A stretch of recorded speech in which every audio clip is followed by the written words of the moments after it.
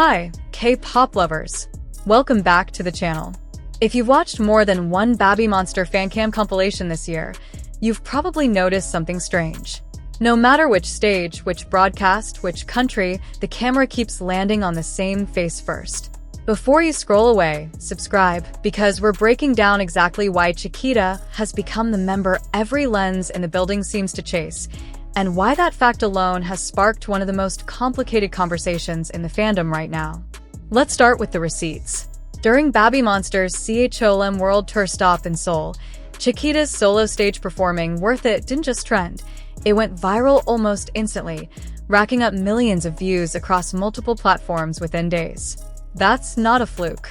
Her CHOM era Fancam has consistently sat at the top of the group's most watched solo clips, with the number still climbing months after the actual performance date.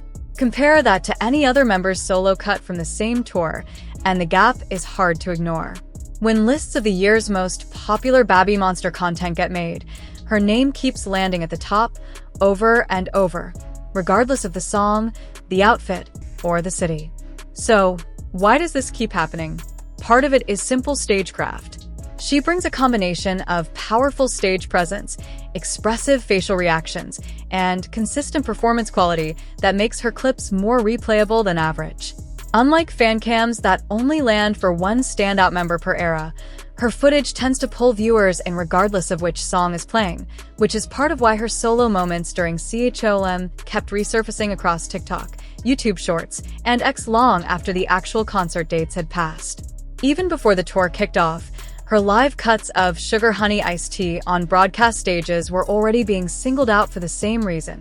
Tight camera framing on her face during key vocal lines, expressive phrasing that holds up on repeat watch, and choreography transitions the camera operators clearly knew to stay locked on. But here's the part of the story that doesn't get talked about enough. The camera doesn't just love Chiquita because she's good. It's also been at the center of real controversy, and understanding that context is essential if you actually want to know the full story behind her rise as the tour's most talked about member. Go back to the Worth It solo stage in Seoul, and you'll find the conversation split almost immediately. On one side, viewers praised her professionalism and charisma, applauding her dance skills and stage presence during a performance set against a striking red backdrop with confident, floor-heavy choreography. On the other side, a significant portion of the online conversation shifted toward concerns about the concept itself, with many describing the staging as mature for a 17-year-old idol. This wasn't an isolated moment either.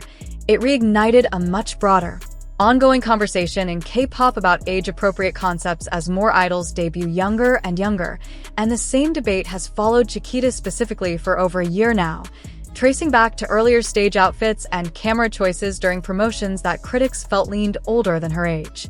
Importantly, a large number of fans stepped in to defend her directly, arguing she was simply performing the stage handed to her by the production team, and that any criticism should be aimed at the company's creative decisions rather than at Chiquita herself. That defense matters, because it gets at the real answer to our question. The camera doesn't find Chiquita first because she's asking for it. It finds her first because YG's production team has repeatedly built stages, camera blocking, and promotional content specifically designed to center her. That's a company decision, not a personal one, and it's a distinction Monstiez have been making loudly every time this conversation resurfaces. This isn't even the first time a camera-related moment involving Chiquita has caused this exact split online. Rewind further back to a live radio performance where the group sang "We Go Up" completely acoustic, and a brief clip of Chiquita adjusting her in-ear monitor during a high note went viral for reasons that had nothing to do with talent at all. Fans debated for days over what the small, seconds-long gesture actually meant, with some claiming she looked overwhelmed and others pointing out that briefly removing one earpiece during a loud ad-lib is a completely normal technical adjustment idols make to hear their own pitch. One thing that moment proved beyond doubt: when it comes to Chiquita, the camera isn't just following the choreography. It's hunting for reactions, close-ups, and split-second expressions that other members rarely get scrutinized for in the same way. That's the retention hook of this whole story, honestly. Chiquita has become the member whose every micro-expression gets turned into content, whether she's hitting a solo stage climax or just adjusting her earpiece for 2 seconds. And that's exactly what Takeover means here. It's not just about talent going viral. It's about an entire content ecosystem, official cameras, fan cameras, edit accounts, reaction channels that has quietly decided she's the default focal point of BABYMONSTER's biggest moments.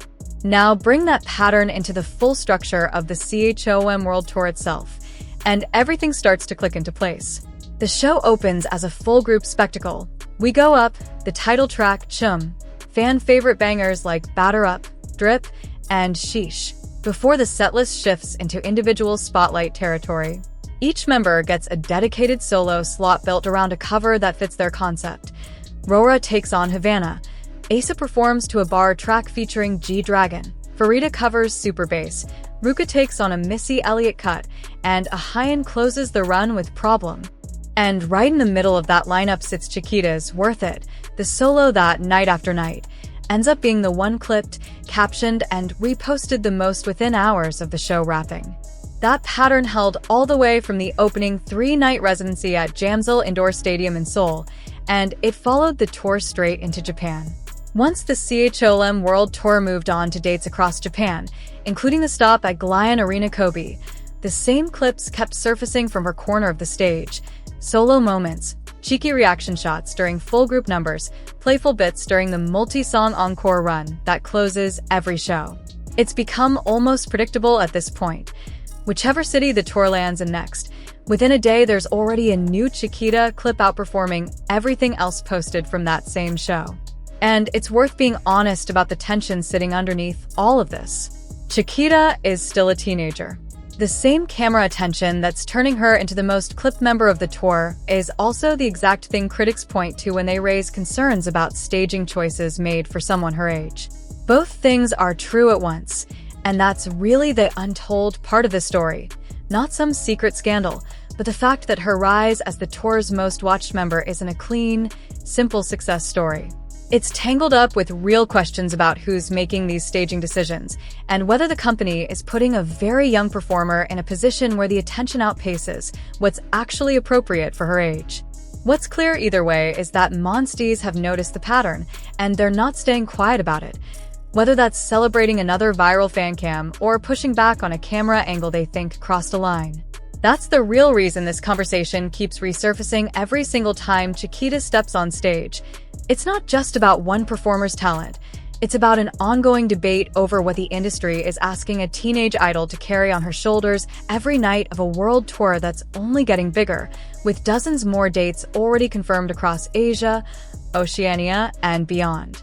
So the next time you're scrolling past another Chiquita fancam with a caption like, "The camera really said main character," remember it's not an accident, and it's not just because she's talented, though she clearly is.